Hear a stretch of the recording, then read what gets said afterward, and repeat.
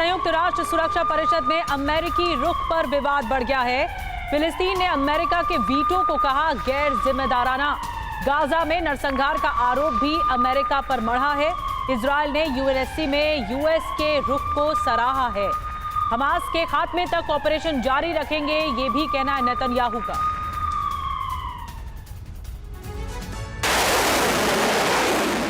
Israel Hamas जंग को रोकने और दोनों तरफ से बंधकों की रिहाई पर अमेरिका ने फिर से पानी फेर दिया और यूएनएससी में उसने सीज फायर के खिलाफ वीटो लगा दिया।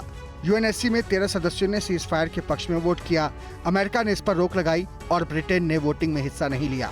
अमेरिका के इस कदम का फिलिस्तीन ने विरोध किया। फिलिस्तीनियन अथॉरिटी के अध्यक्ष महमूद अब्बास ने कहा कि गाजा में नरसंहार के लिए अमेरिका जिम्मेदार है। यूएस ने मानवीय मूल्यों को ताक पर रखा।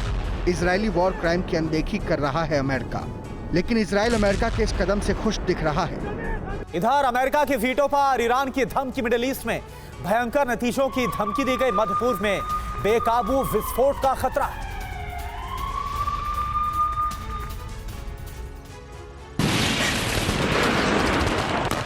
अमेरिका एक तरफ गाजा के लोगों से हमदर्दी जता रहा है और दूसरी ओर हमास के खात्मे में इजरायल का खुलकर साथ दे रहा है। ये ऐसी स्थिति है जहां ना तो आम लोगों को बचाया जा सकता है और ना ही जंग को रोका जा सकता है। यही वजह कि सीज फायर पर अमेरिका के वीटो से ईरान सहित दुनिया के कई देश नाराज हैं और बाइडेन की नीयत पर सवाल उठा रहे हैं। ईरान ने तो अमेरिका के इस कदम के बाद उसे सीधी सीधी धमकी दे दी है। ईरान के विदेश मंत्री ने कहा है कि अमेरिका वीटो से मध्य पूर्व में बेकाबू विस्फोट का खतरा है। जब तक अमेरिका इजरायल के अपराधों और युद्ध जारी रखने का समर्थन करता है, तब तक क्षेत्र की स्थिति किसी भी वक्त विस्फोटक हो सकती है। अमेरिका की हरकत से मिडिल ईस्ट भी गुस्से में है।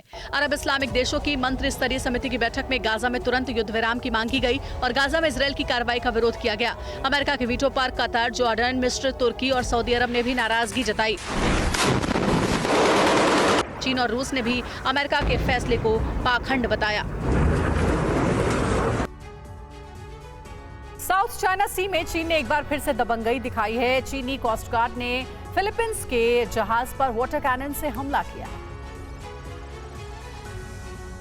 साउथ चाइना सी में चीन ने एक बार फिर से अपनी दादागिरी दिखाई है। चीन के कोस्ट गार्ड्स ने फिलीपींस के जहाजों पर हमला किया।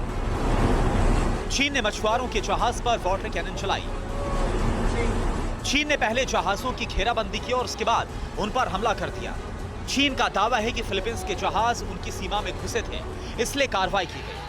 फिलीपींस के 3 जहाज को निशाना बनाया गया, जिसके बाद फिलीपींस ने नाराजगी जताई और दावा किया कि चीन ने जिन जहाजों पर हमला किया वो मछली मारने वाली नौकाओं तक जरूरी सामान पहुंचाने जा रहे थे। चीन की यह हरकत अमानवीय है। फिलीपींस ने भी यह दावा किया है कि चीन तटरक्षक बाजोडी मासिनलोक के दक्षिण पूर्व प्रवेश द्वार पर अवैध रूप से एक फ्लोटिंग बैरियर भी तैयार कर रहे हैं, जो उनके अधिकार क्षेत्र का उल्लंघन है। दक्षिण चीन सागर में कई ऐसे आइलैंड हैं जिन पर चीन अपना दावा करता रहा है। इन आइलैंड्स को लेकर ताइवान और वियतनाम से भी विवाद चलता रहा है। साउथ चाइना सी के स्प्रेटली आइलैंड को लेकर फिलीपींस और चीन में तनातनी है। हालांकि इन टापुओं में कच्चे तेल का स्टॉक और प्राकृतिक गैस का भंडार है, जिसकी वजह से कई देश आमने सामने